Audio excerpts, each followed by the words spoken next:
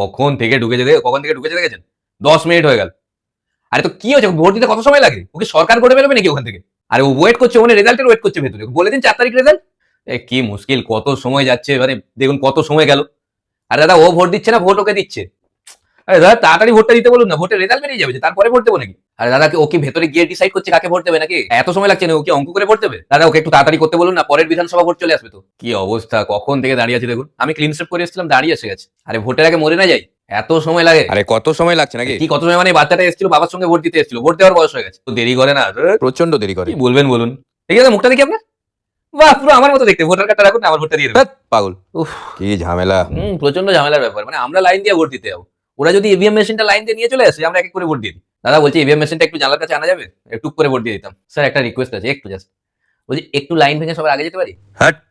কি অবস্থা, মাথা ঘুরছে, মাথা ঘুরছে আমার, মাথা ঘুরছে। উফ, সামনে, আমি লাইনের সামনে ছেড়ে দিন, আমি লাইনের সামনে গিয়ে ভোট দেবো। ইস, কি বাজে অ্যাক্টিং।